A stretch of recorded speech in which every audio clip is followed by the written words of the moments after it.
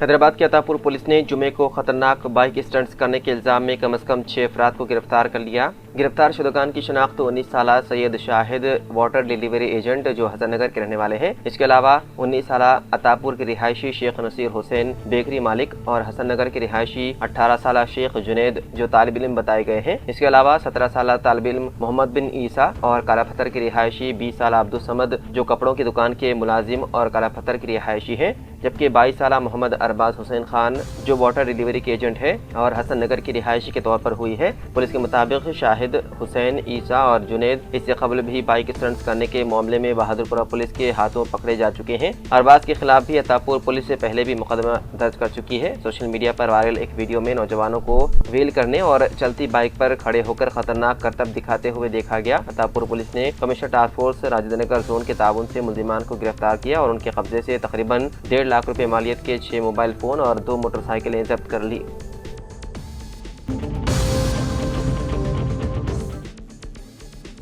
मगरबी बंगाल में पहली बार बीजेपी की हुकूमत कायम हो गई। रियासत के नए वजीर आला बीजेपी रहनुमा शुभेंदु अधिकारी ने हफ्ते को हलफ ले लिया। कोलकाता के ब्रिगेडियर ग्राउंड में शानदार तकरीब मुनक्किद हुई, जहां बंगाल के गवर्नर RN रवि ने शुभेंदु अधिकारी को हलफ दिलवाया। इस तकरीब में वजीर आजम नरेंद्र मोदी बतौर मेहमान खुसूसी शरीक हुए। मरकजी वज़रा अमित शाह, JP नड्डा, राजनाथ सिंह, राम मोहन नायडू, NDA हुकूमत वाली रियासतों के वज़राए आला चंद्रबाबू नायडू, योगी आदित्यनाथ, रेखा गुप्ता, बीजेपी के कौमी सदर नितिन नबीन समेत कई अहम शख्सियात मौजूद थे। 55 साल गैर शादीशुदा शुभेंदु अधिकारी ने मगरबी बंगाल के 9वें वजीर आला के तौर पर हलफ लिया। वो इस ओहदे पर फायद होने वाले पहले बीजेपी रहनुमा बन गए हैं। उनके साथ बीजेपी रहनुमा दिलीप घोष, अग्नि मित्रपाल, अशोक कीर्तिनिया, नीतीश परमानिक और कशुदीराम टोडो ने भी वजीरा के तौर पर हलफ लिया। शुभेंदु अधिकारी 15 दिसंबर 1970 को मशरकी मदनीपुर जिले में पैदा हुए। वो 1998 में ममता बनर्जी कायम करदा तृणमूल कांग्रेस में शामिल हुए और जल्द ही ममता के करीबी साथी बन गए। साल 2004 में उन्होंने तुमलोक से लोकसभा इंतखाब लड़ा लेकिन शिकस्त खाए। साल 2006 में पहली बार कांती दक्षिण असेंबली हल्के से MLA मुंतखब हुए। बाद में 2 बार रुकन पार्लियामान बनकर लोकसभा पहुंचे। वो माजी में ममता बनर्जी की काबीना में वजीर भी रह चुके हैं। ममता बनर्जी के करीबी रिश्तेदार की वजह से इख्तिलाफात पैदा होने पर उन्होंने साल 2020 में तृणमूल कांग्रेस छोड़कर बीजेपी में शमूलियत इख्तियार की थी।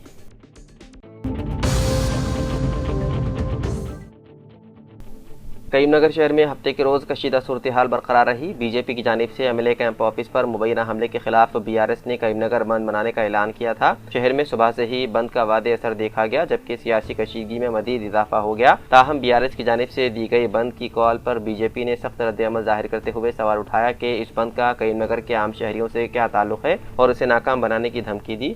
मुख्तलिफ सियासी बयानात के बाइस करीमनगर में सूरत हाल इंतहाई कशीदा हो गई। अमन-ओ-अमान बरकरार रखने के लिए पुलिस ने शहर भर में भारी जमीयत तैनात कर दी और मुतादिद मकामात पर सियासी जमातों के कारकुनान को एहतियाती तौर पर गिरफ्तार किया गया। एहतियाती इक़दामात के तहत BRS के कारकुनान को सुबह सवेरे ही हिरासत में लेकर मुख्तलिफ पुलिस स्टेशन मुंतकिल किया गया, जबकि मुकामी MLA G कमलाकर को उनके घर में नजरबंद कर दिया गया।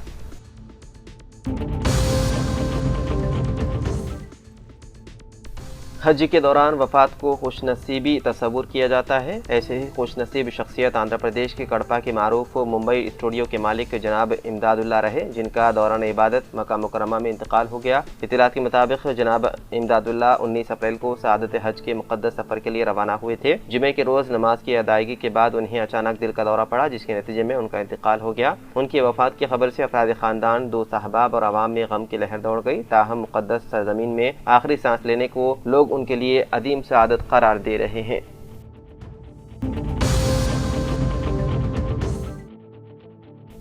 रियासती हुकूमत ने फीस रिइंबर्समेंट और स्कॉलरशिप की फराहमी के अमल को शफाफ बनाने के लिए नई पॉलिसी नाफिज कर दी है। अब से उन मुराद के हुसूल के लिए आधार कार्ड और 10वीं जमात के मेमो में तालिब इल्म के नाम और सरनेम का मुकम्मल तौर पर यकसा होना लाजमी करार दिया गया है। हुकूमत के अहकामात के मुताबिक अगर आधार और 10वीं के मेमो में नाम यकसानियत नहीं होंगे तो ट्यूशन फीस की दरख्वास्त का पोर्टल आगे नहीं बढ़ेगा। स्कॉलरशिप पोर्टल पर लॉगिन करने के लिए 10वीं क्लास का हॉल टिकट नंबर, तारीख पैदाइश और पास करने का साल दर्ज करना होगा। उन तफसीलात के दुरुस्त होने पर ही दरख्वास्त फार्म खुलेगा। तालिब इल्म को अपनी सनफ, ज़ात, ज़ैली दात, आधार नंबर, मोबाइल नंबर और कॉलेज की तफसीलात फराहम करनी होंगी। नाम की मुमासलत साबित होने पर फौरी तौर पर एप्लीकेशन ID जारी कर दी जाएगी। ऑनलाइन रजिस्ट्रेशन के पहले मरहले के बाद तलबा को मी सेवा मराकज़ पर जाकर आधार बायोमेट्रिक तस्दीक मुकम्मल करनी होगी। पुराने तलबा जो अपनी स्कॉलरशिप की तजदीद करवा रहे हैं उनके लिए भी आधार और मेमो में नाम का यकसानियत होना लाजमी है। कौमी स्कॉलरशिप पॉलिसी के नक्शे कदम पर चलते हुए अब रियासत में SC तलबा की तरह ST, BC, अक़लियती और माजूर तलबा की ट्यूशन फीस और स्कॉलरशिप की रकम भी बराह रास्त उनके बैंक खातों में जमा की जाएंगी। इसके लिए बैंक अकाउंट का आधार से लिंक होना और मोबाइल नंबर के रजिस्ट्रेशन लाजमी है।